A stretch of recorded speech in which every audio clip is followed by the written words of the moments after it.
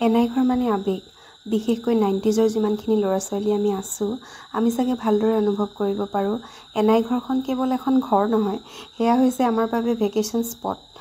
এয়া আমি এনাই ঘৰলৈকে গৈ আছোঁ ভাইটিৰ লগত এয়া হৈছে ডাঙৰ আপাৰ ডাঙৰ ল'ৰা দাদা মানে আপাদো গাঁৱতে বিয়া হৈছে তাৰপিছত এয়া হৈছে নিচাদহঁতৰ ল'ৰা দেই মা ককাইকৰ ঘৰ এয়া এনাই ঘৰ পালোহি অৰ্থাৎ নিচাদহঁতৰ ঘৰত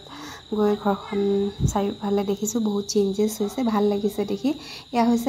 আপাদোৰ কথানো কি ক'ম ইমান হেঁপাহ ইমান মৰম ইমান আদৰ এয়া হৈছে আমাৰ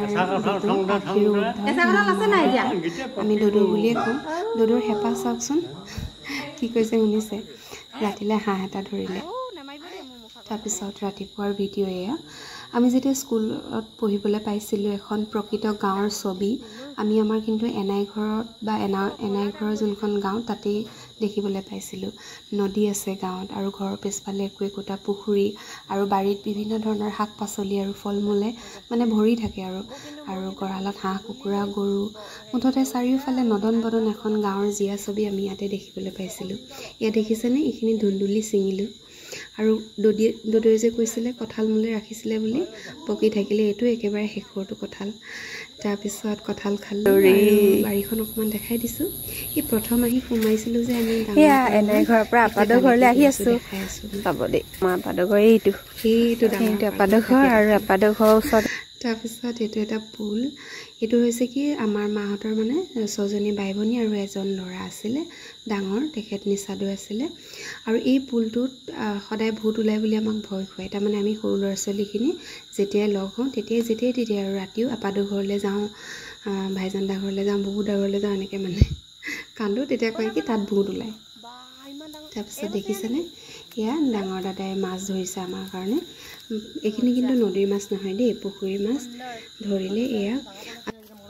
খোৱা বোৱাবোৰ মানুহৰ একেবাৰে ছেকেণ্ডেৰী কথা কিন্তু আমাৰ মাজৰ যিটো সম্পৰ্ক ইমান ধুনীয়াকৈ আজিলৈকে আছে যেনেকৈ ধৰক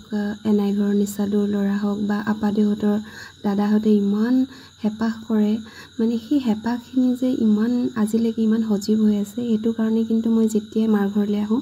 লৰি ঢাপৰি মই হ'লেও ইয়ালৈ গুচি আহোঁ নহ'লে মোক নিবলৈ হ'লেও ঘৰ পাই যায়হি এইখিনি আচলতে মৰম নহয় জানো তাৰপিছত দেখিছেনে এয়া বৈ মাছ বনাই আছে আৰু এই বগা জোলখিনি যে মই বনাইছোঁ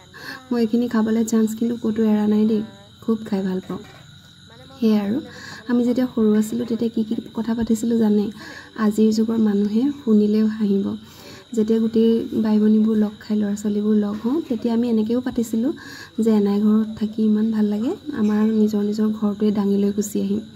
অলপ হাঁহি উঠাওঁ কাৰণ আজিকালি ল'ৰা ছোৱালীবোৰে কিন্তু এইবোৰ কথা নাপাতে এয়া খাই বৈ উঠি সদায়ৰ দৰে কথা পাতিলোঁ আমি গোটেইখিনি আৰু এয়া দেখিছেনে দুখনমান ফটো দিলোঁ আৰু দদৌৰ লগত তাৰপিছত মাহী ছোৱালী